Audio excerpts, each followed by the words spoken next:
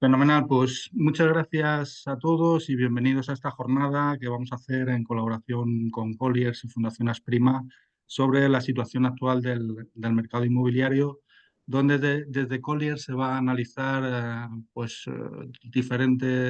situación actual y los diferentes escenarios de este mercado en sus diferentes segmentos, ¿no?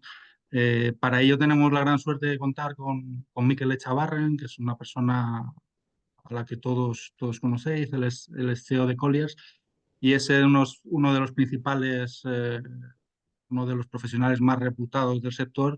Y a mí siempre me gusta decir que quizás con la mirada más limpia, ¿no? Cuando habla de inmobiliario. O sea que muchas gracias, Mikel, y a Colliers por prestaros a esta jornada y todo tuyo, cuando quieras. Muchas gracias y buenos días a todos. Vamos a intentar empezar la semana con algún mensaje positivo o intentando ser lo más realista posible. Siempre existe el riesgo, y no digo yo que no lo tenga yo también, que cuando le preguntas a un asesor inmobiliario cómo va a ir el futuro, pues te diga que va a ir fenomenal, sobre todo porque el asesor espera que le vaya fenomenal a él. Es tanto como preguntar en un día de sol si va a llover a un vendedor de paraguas, pues te va a decir que te compres un paraguas sin ninguna duda, ¿no? Voy a intentar ser lo más sincero posible y lo más realista. Entonces, para ello voy a utilizar la presentación que hacemos cada trimestre, la que hemos hecho en el primer trimestre, sobre la situación económica en España y de cada uno de los mercados, ¿no?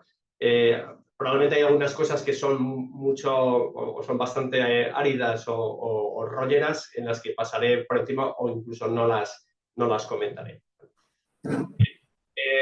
Voy a empezar muy rápidamente por la situación macro y luego pues la situación de inversión a nivel global y de primer trimestre y cómo vemos cada uno de los subsectores en cuanto a situación, oportunidades y evolución a corto y a medio plazo. Bien, el contexto macro lo conocéis muchos de vosotros, pero empezaría yo diciendo existe una clara correlación entre una serie de factores financieros y del sector inmobiliario, ¿no? Normalmente se suelen decir, o los neófitos en esto suelen decir, no, es que como los tipos de interés han subido mucho, la inversión ha bajado. Realmente no es así. La inversión se comporta correlacionada con factores como la rentabilidad de los bonos soberanos a largo plazo y la inflación. Y luego, lógicamente, si hay mucha inflación, pues los bancos centrales reaccionan subiendo los tipos para intentar moderarlos. Es cierto que es la puntilla que viene a acogotar a un mercado que se maneja con aspectos fundamentalmente financieros a la hora de decidir si invierte o no invierte. Por tanto, al principio del año 2022, con la guerra de Ucrania, la invasión rusa de Ucrania, nosotros hicimos nuestros modelos de simulación y nos quedamos un poco patitiesos porque veíamos o estaban previendo que los mercados iban a bajar en cuanto al valor de los activos, pues entre un 20 y un 30% con carácter generalizado. Lo que hicimos fue coger esos estudios y nos los guardamos en un cajón y esperando mejores situaciones, y luego hemos visto que se ha ido cumpliendo prácticamente todo. Para que veáis lo correlacionados que están, en el mes de diciembre hubo una especie de test de mercado en el que el mercado empezó a pensar con un gran consenso que este año 2024 muy probablemente habría bajadas de tipos en Europa de entre 5 y 6 veces, y también en Estados Unidos. Eso provocó que en 3 semanas en diciembre las rentabilidades exigidas a los bonos a largo plazo a 10 años en Alemania y en España cayesen 100 puntos básicos, solo en 3 semanas, ¿no? Es decir, la alegría anticipada provocó que en 3 semanas cayese un 1% la rentabilidad, y eso en los modelos de correlación implicaba un incremento del valor de los activos en torno a un 15%, ¿vale? Eso se volvió atrás, es decir, luego se vio que no había tanta alegría para este año y digamos que los mercados volvieron muy rápidamente en enero a su ser, ¿no? Como veis ahí en el texto a la derecha, lo que hemos hemos sufrido o afortunadamente hemos vivido en este año es una fuerte desaceleración de la inflación en toda la eurozona. Nos queda lo más difícil, que es lo que algunos expertos llaman la gestión de la última milla de la inflación, de los tipos de interés, es decir, se resiste la inflación a bajar por debajo del 2,5 o 3%. España, que bajó más rápidamente la inflación que otros países, ahora mismo está por encima de la media europea. Ha habido una ralentización de las economías en cuanto a la evolución del PIB muy fuerte, sobre todo en Alemania y en los países nórdicos y también en Francia. Luego volveremos sobre esta situación respecto a sus mercados inmobiliarios. Y en cuanto a la situación de los bonos, incluso con la bajada de tipos que hubo la semana pasada, los bonos, la rentabilidad de los bonos soberanos, que marca la rentabilidad sin riesgo de cada uno de los mercados, tanto la alemana como la española, hoy por hoy estamos peor que hace un año. Es decir, no se ha notado nada o prácticamente nada en los tipos de los bonos, la bajada de los tipos de interés. ¿Por qué? Porque todavía existe una gran incertidumbre en el mercado. El otro día de Guindos, uno de los máximos responsables del Banco Central Europeo, avisaba, estamos en un contexto en el que la inflación parece que está controlada y por eso los tipos empiezan a bajar. Controlada y porque ese control de la inflación se ha hecho a base de drenar el mercado con subida de tipos, drenar la liquidez con subida de tipos, y ahora vemos los resultados de esa subida de tipos, que es que las economías se han lastrado, han empezado a ir más lentas, y antes de que sucumban a ese antibiótico, pues el mercado, el Banco Central Europeo empieza a suavizar su situación financiera. Pero las incertidumbres respecto a crecimiento, geopolíticas, correlación o evolución de los mercados en Estados Unidos y en Europa, que se han dado la vuelta. Parece que Estados Unidos iba mucho más potente en su recuperación que Europa, y ahora parece que Europa tiene unos fundamentales más fuertes que Estados Unidos. Bueno, pues digamos que estamos en esa situación, y es lo que ha provocado que en los 2 últimos años, con esa correlación, con carácter generalizado, las rentabilidades exigidas a todas las inversiones hayan subido pues entre 1 y 2%, entre 100 y 200 puntos básicos. ¿Vale? ¿Eso cómo afecta a los mercados? Pues depende. Aquellos que tenían unas rentabilidades muy comprimidas, ya sea por activos o ya sea por geografía, pues sufren muchísimo más. Porque, y pongo el ejemplo, en Alemania hace 2 años y pico, en el mercado de oficinas Prime de Frankfurt se llegaban a pagar precios que suponían rentabilidades, las yields famosas, de en torno al 2,5%. Pues si las yields ahora allí están al 5%, eso supone que los activos valen casi un 50% menos. Y es lo que explica que en Alemania las inversiones pues, se hayan paralizado de forma drástica. Sin embargo, en sectores donde las rentabilidades estaban ya muy elevadas, como en centros comerciales, la subida de 100, 150 puntos básicos en las yields no afecta tanto a sus valores e incluso se compensa con las subidas de las rentas. Es decir, depende de cada segmento y depende de cada país, el impacto ha sido mayor o menor. Todos hemos sufrido el impacto porque el valor de los activos ha bajado y eso no implica que de repente todo se venda más barato, sino que los propietarios de los activos se resisten a poner en el mercado la venta de sus activos en un momento en que les van a dar menos. Y bueno, puedo esperarme y el principal efecto es que con carácter global la inversión en el año 2023 cayó respecto al año 2022 entre un 50 y un 70%. Por lo tanto, los mercados se paran esperando situaciones mejores y solo aquellos que tienen la obligación de vender son los que crean mercado y los que empiezan a vender.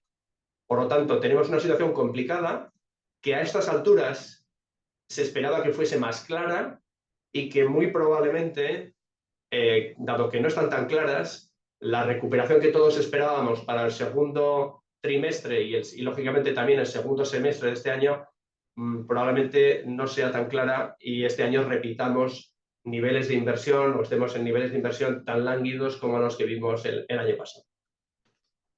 Si vemos la inversión en el mundo, veis en el gráfico de arriba son los volúmenes que había en miles de millones de euros de inversión, y en el de abajo, por ponerlo de forma más suave, es la inversión del primer trimestre respecto a la media de la inversión del año 2023. Veis, por ejemplo, en China se han pegado un batacazo, España resiste razonablemente bien, en menos 18% sobre la media, sobre el primer trimestre del año 2023 la caída ha sido un 20 y pico %.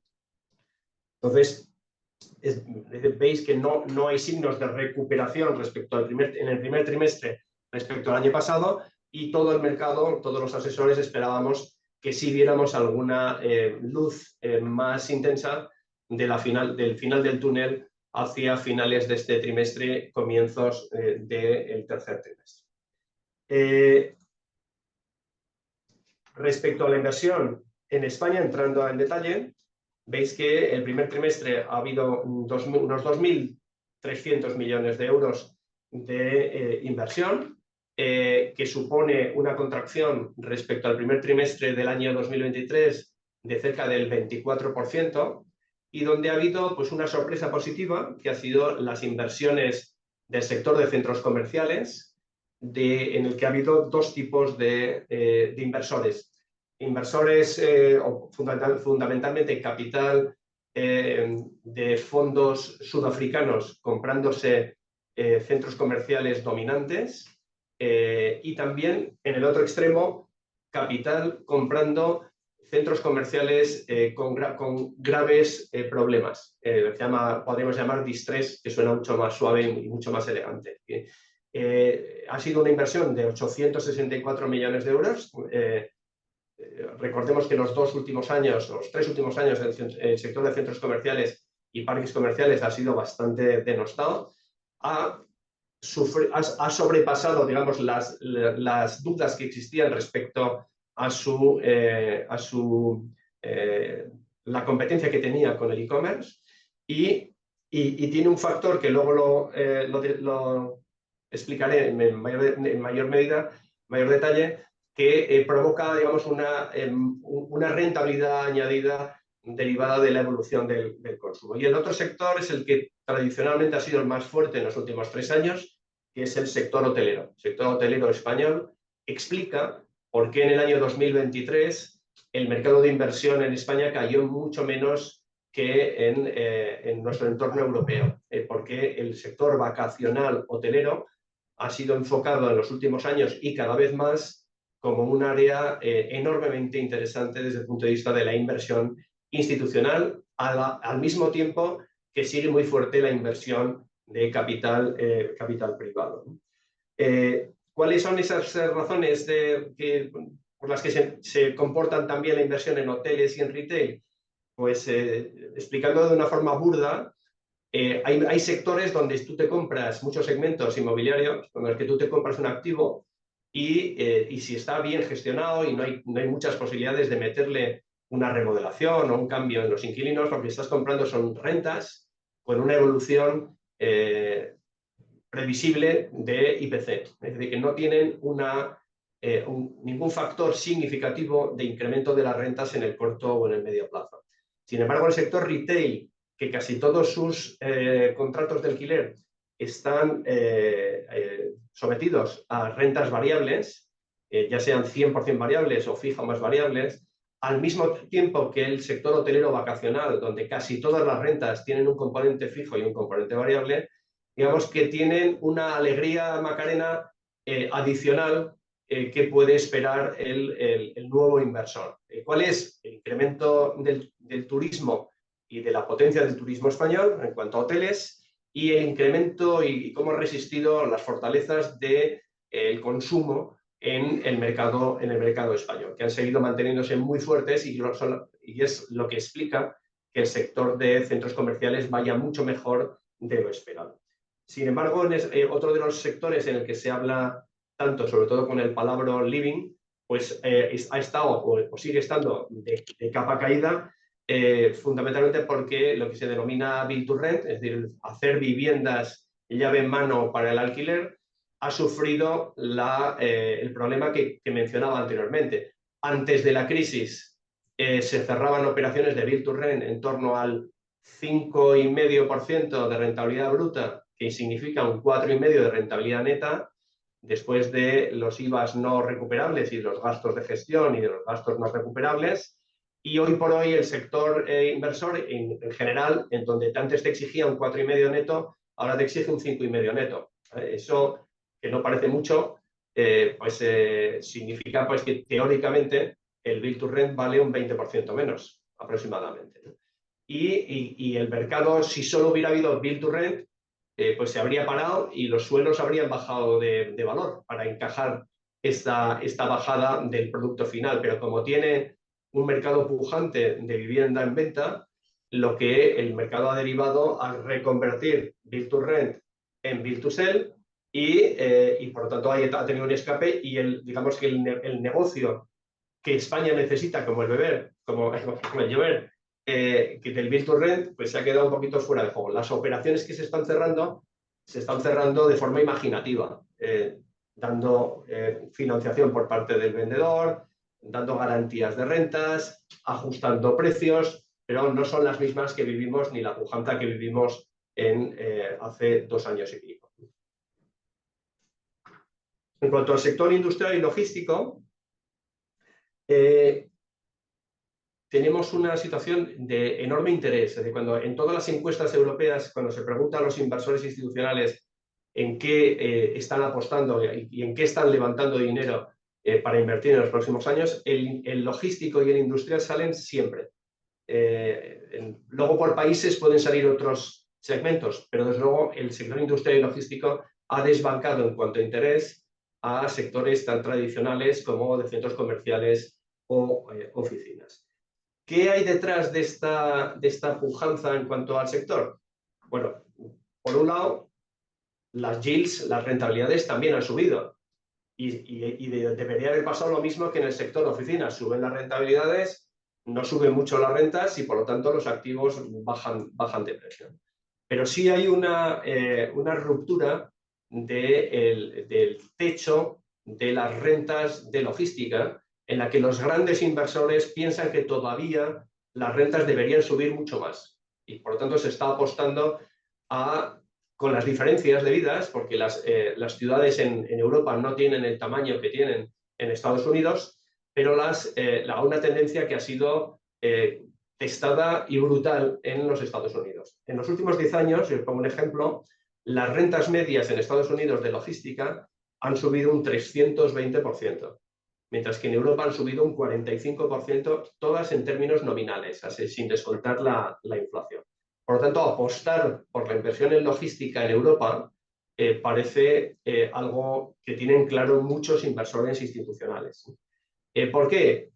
Ese incremento de rentas por la reindustrialización, el aprendizaje de la pandemia, del retorno de muchas industrias y mucho almacenaje de otros países o del tercer mundo o de países emergentes hacia Europa, Latinoamérica y Estados Unidos, y también por la optimización de los espacios. Es decir, donde antes se utilizaba un volumen de logística de una forma, ahora con la implantación de robótica, digamos, la productividad por metro cuadrado es muchísimo más alta. Por lo tanto, son dos factores macro en los que creen los inversores y en los que sí estamos viendo en algunos mercados donde sobre todo hay menos oferta, como Barcelona, más importante que menos oferta que Madrid, pues las rentas están subiendo incluso a niveles en algunas ubicaciones parecidas a las de las oficinas deslocalizadas de su propio entorno. Veis, por ejemplo, en el cuadro de la izquierda, la evolución de las rentas en cuanto a de Barcelona o de Madrid, y desde las tradicionales y muy estáticas 4, 5, 6 euros, pues habremos pasado a 6,5 euros, 8 euros en Barcelona y subiendo. El mercado, además, de inversión institucional, que se centra en Madrid, Barcelona y Valencia, fundamentalmente ahí se concentra el 85% del mercado, pues también se está expandiendo a otras ubicaciones, pues Sevilla, Cádiz, Murcia, Bilbao, etcétera. Y las yields deberían comprimirse en los próximos años en el entorno de los 50-100 puntos básicos. Es decir, ya hemos pasado lo peor de la situación de subida de yields en un contexto en el que sigue habiendo una demanda importante, demanda que se está evolucionando hacia un mayor valor añadido. En lugar de comprar naves ya hechas, está también el mercado centrándose de forma muy activa en el desarrollo de las últimas etapas de suelo y en la construcción llave en mano de plataformas logísticas. Aquellos que se han arriesgado demasiado y han hecho plataformas logísticas a riesgo para luego llenarlas, esas están sufriendo bastante.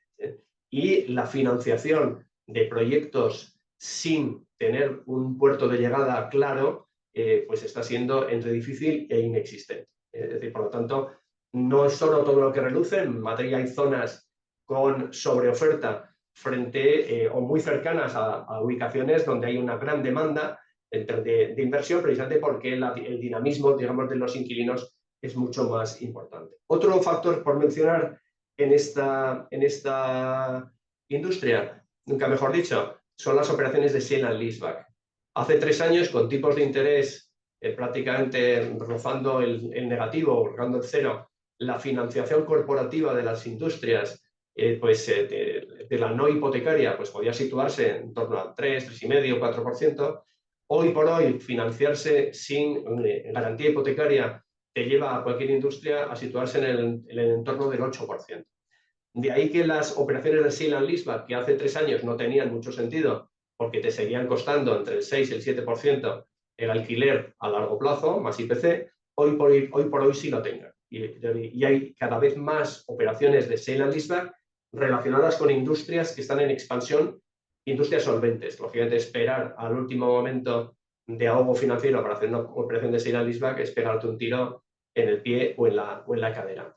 Fundamentalmente, la demanda de estas operaciones son pequeños y medianos fondos franceses con las que se están, digamos, cruzando operaciones de entre 8 y 15 años de término y con rentabilidades iniciales en el entorno pues, del 6-8%. Y por lo tanto tiene sentido como vía de financiación y seguimos viendo, digamos, mucha actividad en ese segmento.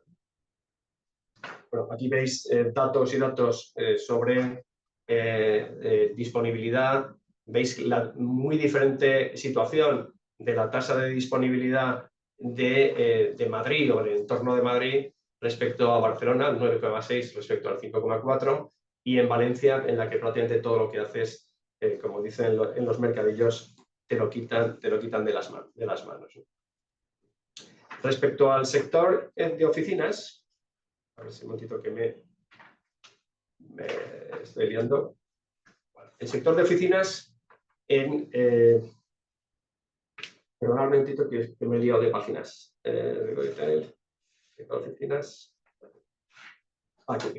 Bien, el sector de oficinas sigue en una situación extraña. Es decir, por supuesto, como asesores inmobiliarios tenemos el deber de decir públicamente las enormes diferencias que hay entre el sector de oficinas español y el sector de oficinas en Estados Unidos y en otros países occidentales. Pero la realidad es que quienes invierten en oficinas, quienes mueven los hilos de dónde levantar dinero, en qué fondos levantar dinero y dónde ubicar ese dinero en los mercados, pues se sientan en Nueva York o se sientan en Londres, justo en los mercados en los que el factor o la incertidumbre de la ocupación de oficinas es más alto. Yo diría que ha habido un cambio conceptual irreversible de que el capital core, el capital más conservador y con visión de largo plazo, de cómo ve el mercado de oficinas a largo plazo. Por supuesto que no es un cambio drástico como el que ocurrió en centros comerciales, o sea, no ha pasado del día hasta a la noche, pero sí, digamos que ha levantado el pie del acelerador diciendo, oye, donde antes pensaba que cualquier oficina bien ubicada pues era indestructible a las crisis, pues ahora ya tengo mis dudas de que no sea tan indestructible. Además, hay determinados sectores donde claramente, incluso también en España, la lacra, el cáncer del teletrabajo, ha tomado ya un volumen tan grande que también no hay vuelta atrás en nuestra opinión. Es curioso ver el teletrabajo cómo afecta a los diferentes sectores. Afecta con carácter general como concepto de flexibilidad para la gestión lógicamente, del uso de todas las oficinas de todo tipo de empresas, pero afecta muy gravemente a aquellos segmentos, también a aquellos países donde la tasa de paro es muy baja. Pongo un ejemplo, pues en Polonia. Polonia tiene un 3% de tasa de paro. Allí es imposible contratar a alguien si no le ofreces un paquete de teletrabajo bastante agresivo. En España ocurre eso, con un 11% de tasa de paro oficial y probablemente con un paro mucho más elevado como tasa real, no. Pero sí ocurre en sectores como el tecnológico, donde la tasa de paro es la mitad que la de la media nacional. O sea, ingenieros de telecomunicaciones, expertos informáticos y todos los profesionales que se mueven en ese sector están en un segmento en el que en los últimos 3 años el empleo ha subido un 20% y por lo tanto tienen capacidad de negociación más fuerte a la hora de exigir ese teletrabajo y si no se cambian de empresa dentro del mismo sector. ¿Qué provoca esta tontería que os estoy diciendo? Pues que fuera de la M30 o en el extrarradio de las ciudades de Madrid y Barcelona, empresas tecnológicas, que son las que ocupaban fundamentalmente ese tipo de inmuebles, hoy tienen un grave problema de ocupación, más bien de desocupación, y además de atracción. Los empleados no quieren volver a sus oficinas y, por lo tanto, la reducción del espacio necesario de esos sectores es clarísima. También en otros sectores como el farmacéutico ocurre lo mismo desde el punto de vista de capacidad negociadora de los empleados y por lo tanto ya hay sectores que son teóricamente y en la práctica peores inquilinos que otros. Porque vemos el riesgo para el propietario de que vengan con rebajas de espacio o pidiendo rebajas de rentas es bastante mayor que en otros sectores. Por lo tanto, en oficinas tenemos la incertidumbre generalizada de la inversión, la incertidumbre clara de mercado, es decir, donde las tasas de rentabilidad en Madrid bajaron hasta el 3 y poco por ciento en oficinas en el eje de la Castellana o muy bien ubicadas, y hoy por hoy, pues con rentabilidades entre el 4,5 y el 4,8%, pues se supone que hayan bajado de precio teórico en torno al 20-25%, ¿no? Y por tanto el mercado de oficinas en las que no les puedes meter valor añadido o cambio de uso o recambio de los propios inquilinos se ha parado, con la excepción de inversiones hechas por family offices que ven o que tienen una perspectiva temporal mucho más larga que la de un fondo de inversión. ¿Qué está suponiendo esta situación? Primero, que haya 2 velocidades claras dentro de Madrid y Barcelona, es decir, lo que ocurre dentro de la ciudad y lo que ocurre fuera de la ciudad. Las oficinas ubicadas fuera de la M30 o fuera del entorno de negocios de Barcelona, pues tienen una perspectiva de largo plazo muy mala de reconversión o de competir con rentas muy bajas. La tasa de desocupación de la extrarradio va en aumento y no prevemos que se vuelva para abajo. Y la reconversión de oficinas es un aspecto en el que se ha centrado casi todo el mercado, donde no es solo todo lo que reluce, es decir, reconversión de oficinas a hotel, pues es más factible reconvertirlo a hotel que a viviendas de precio medio, ¿eh? ¿Por qué? Pues por la propia crujía o las características físicas que pueda tener ese inmueble y por la inversión que hay que hacer, lógicamente, para la reconversión, que no te encaja muchas veces o no te salen los números para hacer viviendas de entre 300 y 400.000 euros. En Madrid, además, en el centro, en el entorno del eje histórico de Madrid, Gran Vía, Alcalá, hay una reconversión brutal de edificios de oficinas a hoteles de 5 estrellas o de 4 estrellas de categoría superior. Es más, vuelvo a repetir, desde el punto de vista técnico es más sencillo, menos sencillo es la reconversión a usos sanitarios, que tampoco no es factible también hacer hospitales de 10 alturas. Y sí ha habido una reconversión larvada de espacios de oficinas a espacios educativos. Entre 20 y 25.000 metros cuadrados en los últimos 18 meses, solo en Madrid han sido ocupados por escuelas de negocios o por másteres o por educación privada. Y solo en Madrid, porque Barcelona tiene las limitaciones propias del populismo de su ayuntamiento y de su entorno político, solo en Madrid la reconversión de oficinas a residencial está, digamos, acelerándose para el residencial de lujo.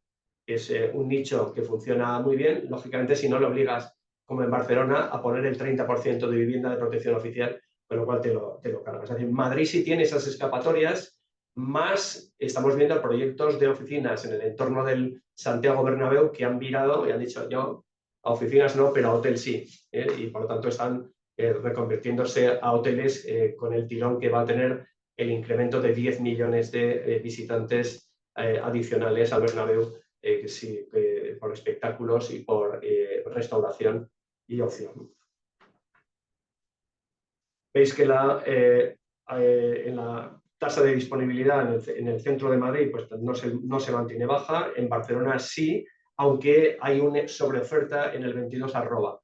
En el 22 arroba hay magníficos, magníficos inmuebles que cumplen requisitos de sostenibilidad y de certificación elevada, pero que tienen niveles de desocupación enormes, pues porque tampoco Barcelona necesitaba tan rápido tantos espacios de oficinas. Ha habido, por ejemplo, en el 22 arroba una reconversión a futuro de un proyecto de oficinas donde Manera Colonial va a hacer un hospital privado para sanitas. Nosotros también hemos llevado a educación o másteres de una escuela, me parece que era canadiense, para reconvertir un proyecto terciario en 22 arroba, y ahí costará, lógicamente, el llenado de todos esos inmuebles. En el sector retail,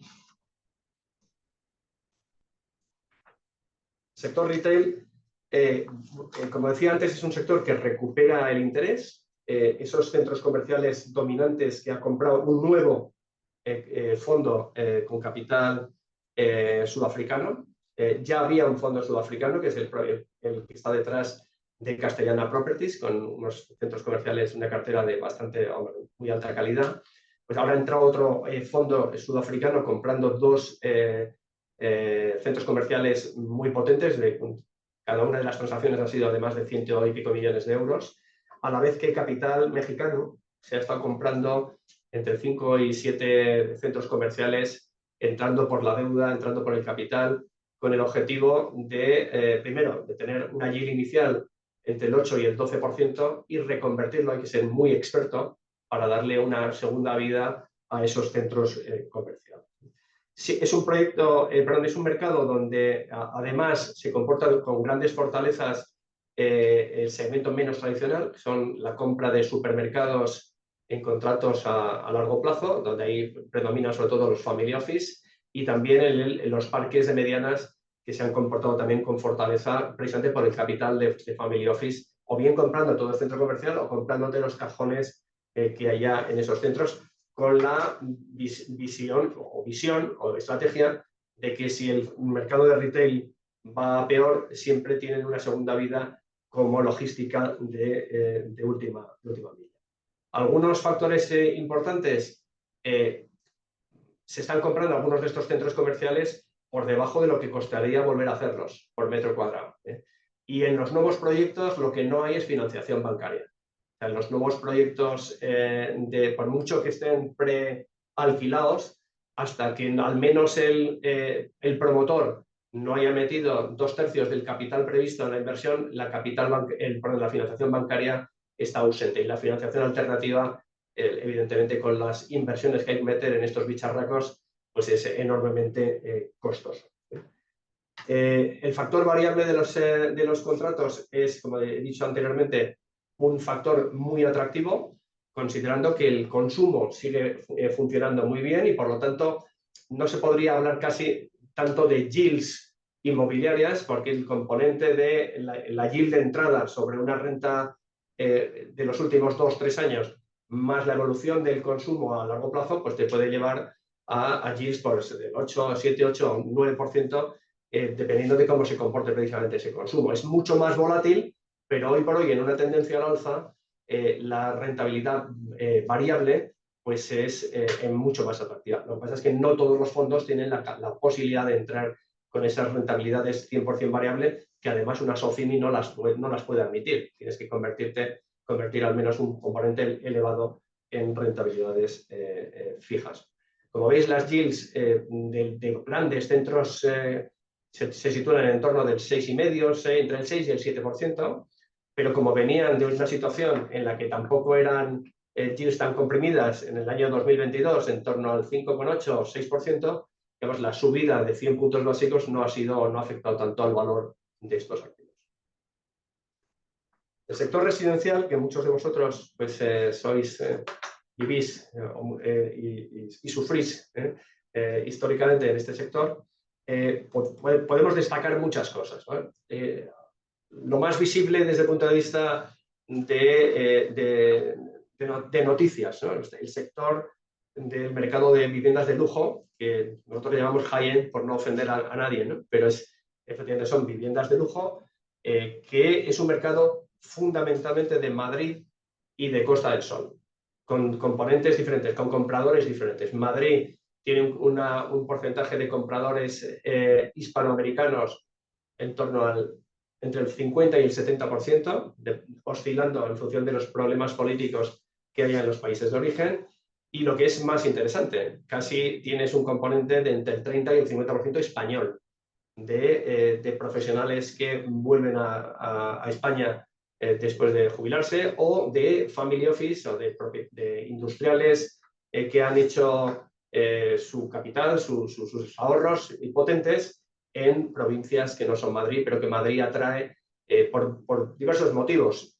Tiene una imagen cada vez más potente, no voy a vender aquí el rollo de Madrid, pero sí hay unos factores muy relevantes para esa atracción. Uno es la educación o la oferta de educación privada de las escuelas de negocios, que ya son un atractivo enorme para atraer a los hijos una vez que has hecho la prospección de mercado digamos, de los padres.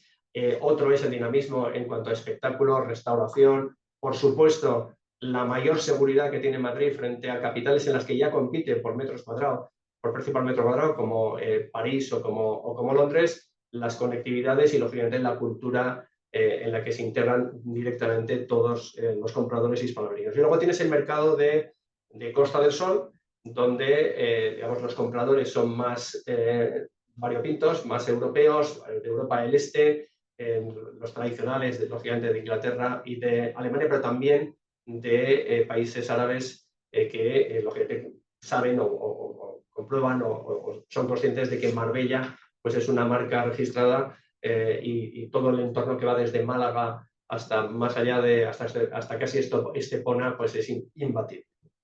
En cuanto al mercado de lujo en Madrid, es un mercado chiquitito desde el punto de vista de unidades vendidas por mes, pero nosotros estimamos que pueden estar vendiéndose cada año en el torno de unos 500, 600 millones de euros. El mercado antes se concentraba solo en el barrio de Salamanca, no todo barrio de Salamanca es barrio de Salamanca para compradores hispanoamericanos, cada vez se va extendiendo más. Y también se incorporó el barrio de Chamberí. También ahora cercano o limítrofe al barrio del Viso, se está extendiendo, pero digamos que entre el barrio de Chamberí y el barrio de Salamanca se venden al mes entre 15 y 20 unidades y no más, pero sí, de precio medio pues entre 3 y 5 millones de euros. Ha entrado un nuevo factor que no es solo todo lo que reluce, pero que sí incrementa los precios por metro cuadrado, que son los desarrollos de vivienda de lujo relacionada con servicios hoteleros, que serían las branded residence, o con una marca con ciertos servicios que le daría un poquito más de glamour, pero menos efectividad desde el punto de vista de ser considerado como vivienda de lujo.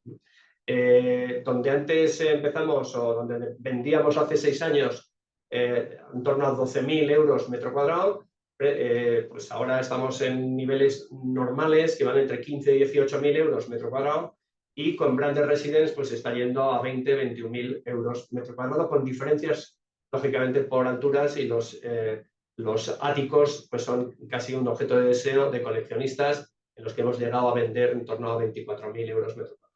Nosotros nos manejamos relativamente bien en este mercado. Tenemos una cuota de mercado de entre el 60 y el 70% de toda la obra nueva que se vende en Madrid. Otro factor interesante que está ocurriendo en estos últimos 12-18 meses es en las promotoras inmobiliarias residenciales grandes, lo que podríamos denominar el reciclaje de capital. Casi todas las promotoras grandes están participadas por fondos de inversión que hicieron o bien la transición de estar en manos o fuera de bolsa a bolsa, más luego los fondos que entraron en ese momento, y por tiempo y por liquidez, pues se les está pasando el plazo, que normalmente tiene un fondo entre 5 y 8 años para completar su ciclo, y además la posibilidad de hacer alguna operación corporativa de sustitución de capital arriba, pues no está tan clara con las copables. De hecho, no es posible con los descuentos de cotización que tienen ahora esas empresas. Descuentos que vienen también a su vez porque no tienen una gran liquidez, o sea, no tienen muchos pequeños inversores, como sería lo lógico que tuviesen a estas alturas. Es cierto que mientras tanto hemos pasado por la mayor pandemia en 100 años y la mayor guerra en los últimos 80, o sea que no ha sido un escenario sencillo. ¿Cómo se está gestionando esa situación? Pues los fondos accionistas de esas empresas están exigiendo cada vez más liquidez a base de dividendos de sus participadas, y como bien sabéis, en un entorno inflacionista, si no reinviertes una parte importante de tus beneficios en la compra de suelo, porque te lo das como dividendo, pues abocarías a esas empresas a ir reduciéndose de tamaño y, llegado el momento, pues casi a la inanición, desde el punto de vista de no tener nuevos suelos. Eso se está gestionando de forma inteligente, metiendo capital proyecto a proyecto, o digamos que por debajo, capital que permita seguir manteniendo la actividad, capital que sí apuesta por el sector residencial, donde es de los pocos en los que puedes obtener rentabilidades financieras pues entre el 15 y el 20 y tantos %, y en el que además el apalancamiento, una vez que has demostrado digamos unos niveles de precomercialización elevados, está muy bien estructurado. O sea que no hay tantos bancos como los que había antes, pero con preventas y buenos gestores, la financiación de prácticamente casi todos los costes de construcción más allá del suelo te viene dado. Entonces es un negocio interesante. No me malinterpretéis, o sea, el que los fondos estén saliéndose de ese sector o determinados fondos es porque se les ha cumplido, han tocado la campana en sus fondos de que hay que retornar el dinero.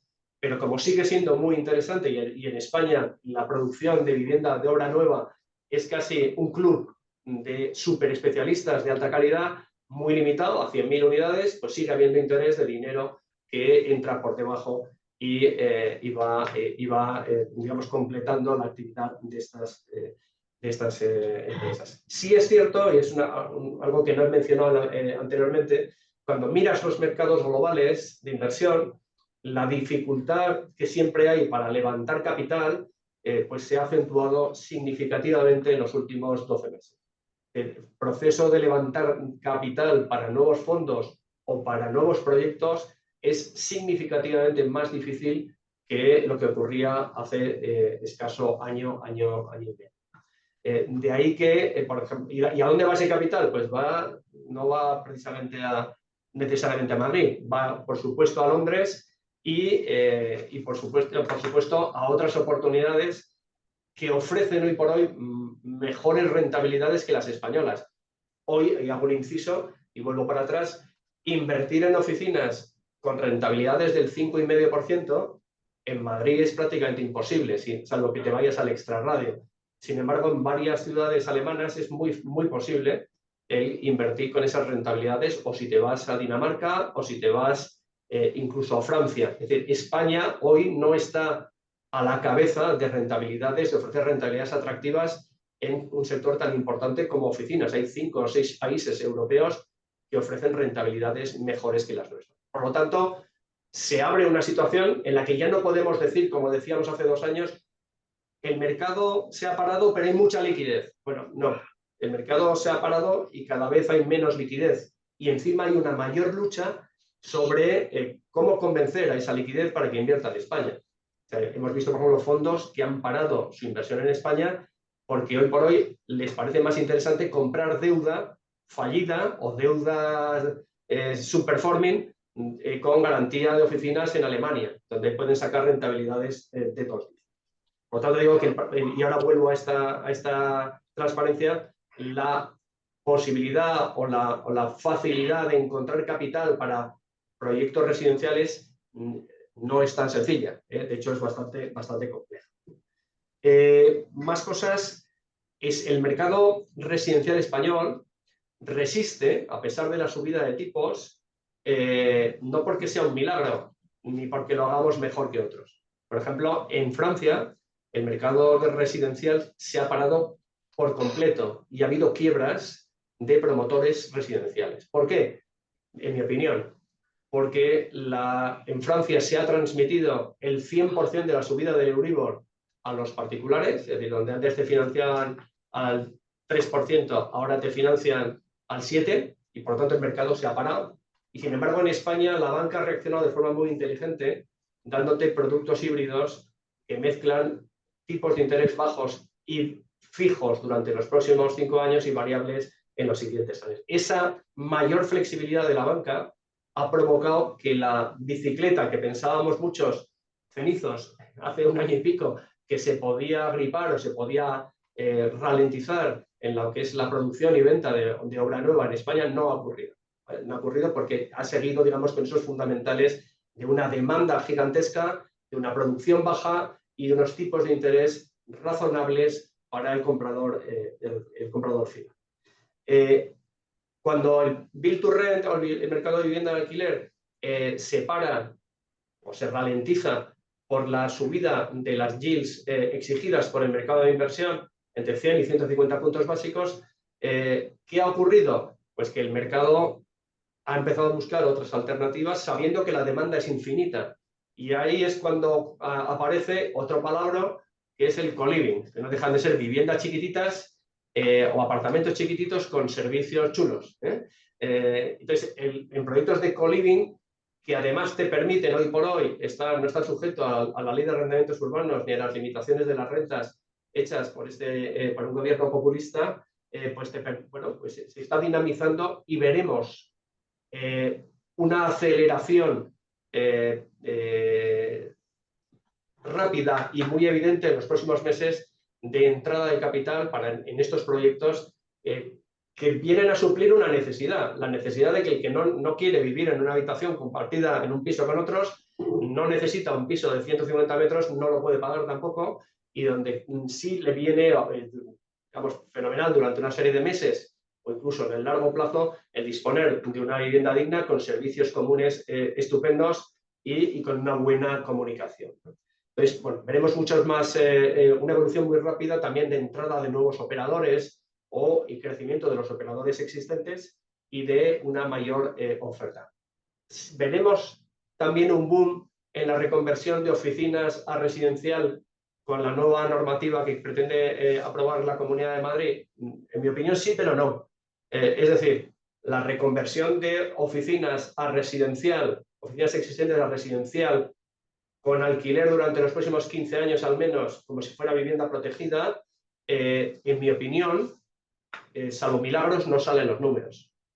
Más o menos sale una rentabilidad del 4 y pico % sobre un valor de módulo reconvertido a metro cuadrado construido en torno a 2.500 euros por metro cuadrado y eso implica que prácticamente tus oficinas tienes que estar pensando en dinamitarlas, porque como mínimo lo que ya has incurrido en las oficinas más la reconversión de oficinas a residencial que te va a costar por lo menos 2.000, 2.500 euros por metro cuadrado, que es mucho más costoso que pegarles un bombazo, es difícil que salga. Sin embargo, el suelo destinado a usos terciarios, oficinas, en sitios donde ya no se van a desarrollar oficinas porque no hay demanda, en mi opinión se va a poner muy rápidamente en carga para hacer viviendas en alquiler, siempre y cuando se solventen problemas que no están en la ley, que es el de la conexión de potencia eléctrica suficiente,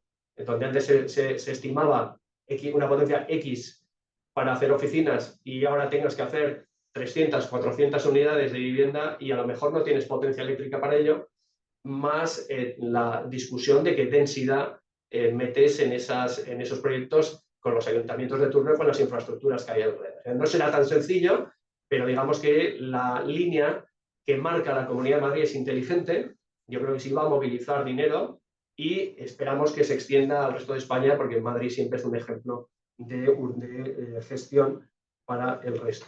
Acelero, que me paso si no de tiempo. ¿Vale? A ver, que no me paso. Bien, sector hotelero. Pinceladas que explican por qué en España se ha comportado tan bien la inversión hotelera en los últimos años. Os pongo un ejemplo. En Alemania, la inversión media en hoteles de los últimos años es en torno a unos 5.000 millones de euros anuales. El año pasado no se invirtieron más de 700 millones. ¿Por qué? Porque todos los contratos o casi todos los contratos de operación hotelera en Alemania son contratos de renta fija. Por lo tanto, donde antes exigías una rentabilidad del 6, ahora exiges una rentabilidad del 7 y pico, y el propietario del inmueble no te lo vende porque no quiere perder un 15 o un 20% del valor de sus activos. Sin embargo, en España, y sobre todo en el mercado vacacional, casi todas las rentas tienen el componente variable que he comentado antes. España, ¿qué fundamentales tiene? Ha sido el año pasado el primer destino turístico del mundo, por encima de Francia, con 85 millones de visitantes.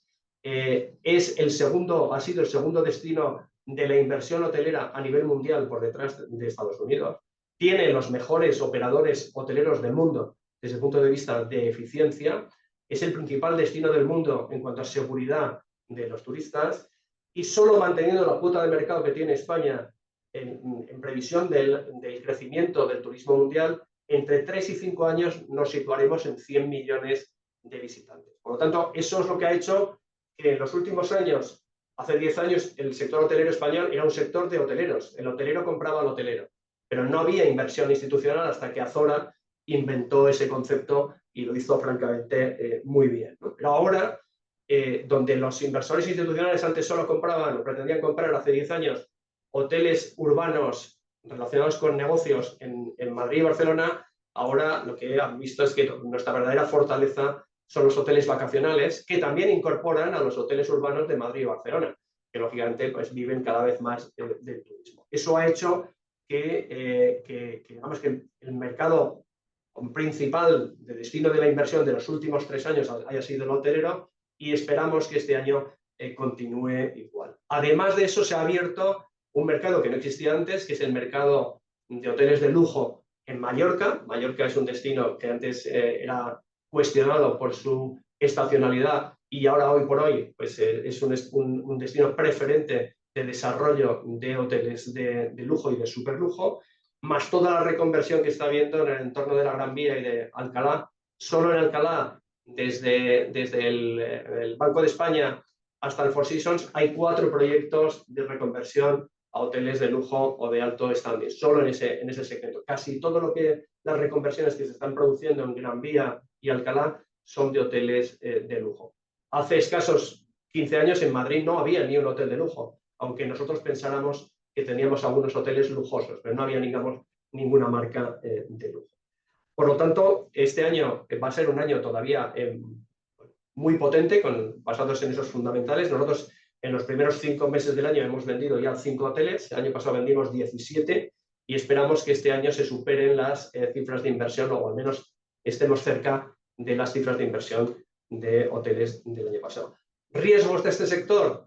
Riesgos y oportunidades. Creemos que hay cada vez un riesgo mayor de que en grandes ciudades de destinos turísticos se produzca una moratoria, independientemente de quién gobierne, ya sea PP, ya sea PSOE, por supuesto, pero incluso el PP, políticamente, las tensiones que crea un turismo masivo pueden provocar una sobrereacción generalizada, no solo afectando a hoteles de medio pelo, sino a todo tipo de hoteles, y por lo tanto debemos acelerar las decisiones de reconversión, de obtención de licencia y de desarrollo de hoteles en zonas, digamos, muy turísticas. Puede ser una buena idea en lugar de esperar que a lo mejor dentro de 2 años no puedes desarrollar. Y por último, el sector de alternativos, que no deja de ser un cajón desastre y todo lo demás, ¿no? Como decíamos, de pequeños y por todos nuestros compañeros, ¿no? por todo lo demás. ¿Dónde destaca? Pues mediáticamente destaca un sector que no existe. Es que todo el mundo habla de él, que es enorme, unas enormes potencialidades, pero realmente es un sector hoy por hoy de chichinabo, que es el sector de senior living. Como veis, todavía no acaba de fructificar. Hay mucho proyecto, hay muchas ideas, hay muchas conferencias, hay mucho pesado hablando del senior living, pero el aterrizaje del senior living a realidades, primero, solo está al alcance de grandes expertos, y el capital está ahí, pero la financiación todavía no está. Entonces, es un sector que se habla mucho, pero realmente en comparación con el sector de centros de datos o el sector de salud o el sector de residencias de estudiantes, pues es mucho más pequeño. ¿Cuál es el que más destaca? El sector de centros de datos, donde pues España tiene todos los fundamentales para convertirse en nuevo destino de ubicación de estos grandes bicharracos.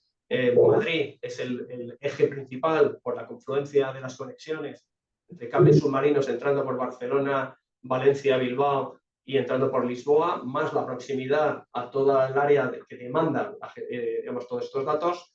¿Y cuál es la incertidumbre? La incertidumbre es institucional, es la pésima gestión no de la producción. En España hay exceso de producción eléctrica, lo que no hay son unas buenas redes eléctricas que lógicamente no estaban pensadas hace 10 años para esta revolución y por esta enorme, ingente demanda de centros de datos. Hoy por hoy, con la normativa que sacó el gobierno a finales del año pasado, se han quedado muchos proyectos fuera de juego porque no tienen potencia instalada y como suele ocurrir cuando hay moratorias, que en este caso no es moratoria, sino simplemente es un real decreto ley, que es que aquel que tiene potencia consolidada respecto al plan quinquenal, pues tiene un tesoro y solo hay que ver si eso encaja por dimensiones, ubicación, etcétera, en este mundo. La incertidumbre de este mercado, parece que a finales de año el gobierno pretende sacar, si todavía tenemos gobierno o el mismo gobierno en esas fechas, pretende sacar una normativa que obligue a que los centros de datos que se ubican en una provincia o en una región tengan asegurada una parte de su potencia con energía sostenible dentro del mismo ámbito. Eso dejaría fuera de juego a Madrid y el absurdo de que sería muy interesante hacer centros de datos en Extremadura o en Castilla-La Mancha, donde allí no hay demanda, ni personal cualificado es suficiente y donde además los inversores no se quieren poner allí, porque en este mercado, salvando la inteligencia artificial que no lo necesita, el concepto más relevante, más allá de la potencia y de tener clientes, es la latencia del tiempo de respuesta entre la ida y vuelta de los datos y que, lógicamente, si los pones en el quinto pino, aunque vayan a la velocidad de la luz, la latencia no es la misma que si lo pones pues, en un parque de centros de datos cercanos pues, a la demanda de oficinas, la demanda de datos y de la industria que puede haber en Madrid o que puede haber en Bilbao o en Barcelona o en Valencia. Vamos con ya la última transparencia y pasamos a las preguntas.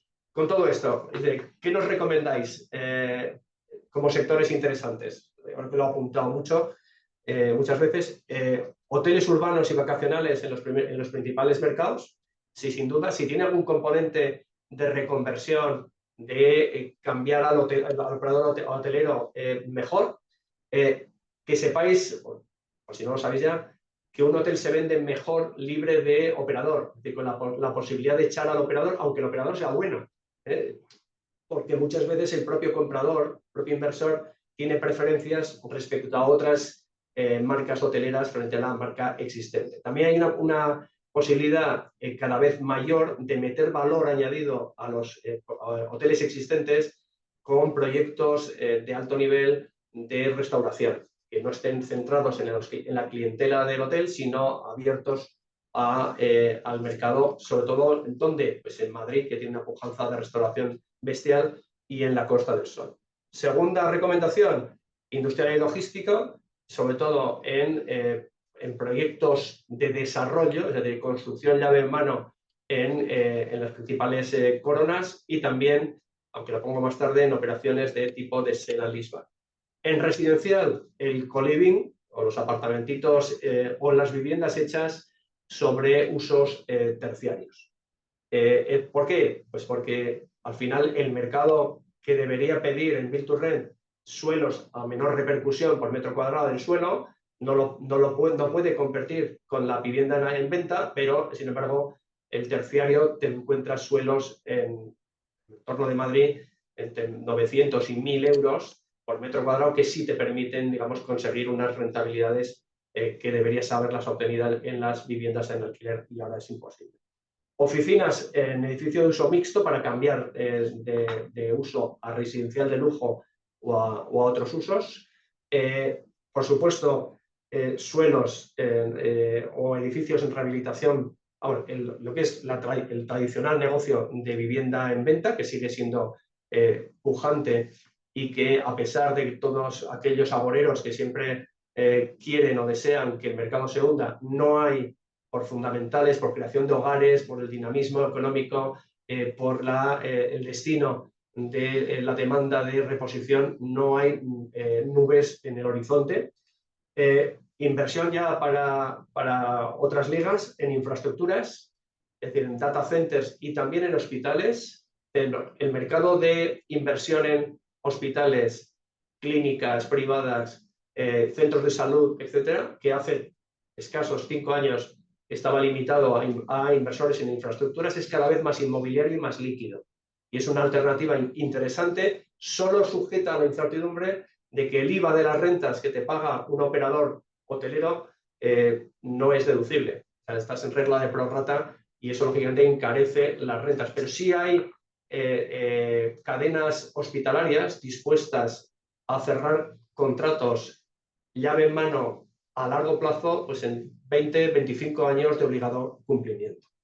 Operaciones de tipo sale and leaseback, ya lo he comentado, y centros comerciales en situación de distrés solo para aquellos que realmente sepan de este mercado. Yo veo a un centro comercial muchas veces y digo, pues no lo veo como lo ven los grandes expertos, que también los tenemos, que yo suelo hacer el chiste de que lo ven como Matrix, ¿no? Están viendo el rent roll y están viendo las posibilidades de reconvertir, cambiar inquilinos y meterle ese valor, ¿no?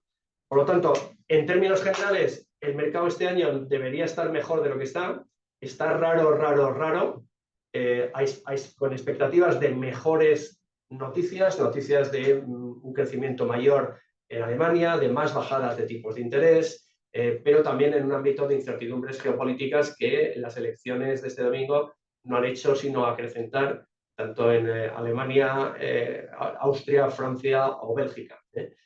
Bueno, virgencita, que nos quedemos como estamos. Es decir, parece que lo peor del mercado ha pasado, lo cual no quiere decir que estemos ahora en la rampa de ir hacia un nivel de jauja, pero sigue habiendo muchos segmentos en los que hay grandes oportunidades, y también para los promotores residenciales puros de ir derivando pues, hacia activos que son naturales para ellos, como el desarrollo de residencias de estudiantes, de residencias de ancianos o del co-living. Muchas gracias y abierto a cualquier pregunta que me hagáis, incluso de tipo personal.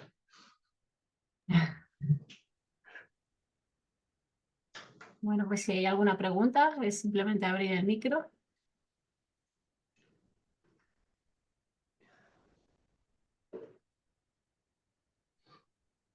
Creo que ha debido quedar todo muy claro, Miquel. A ver si se anima alguien.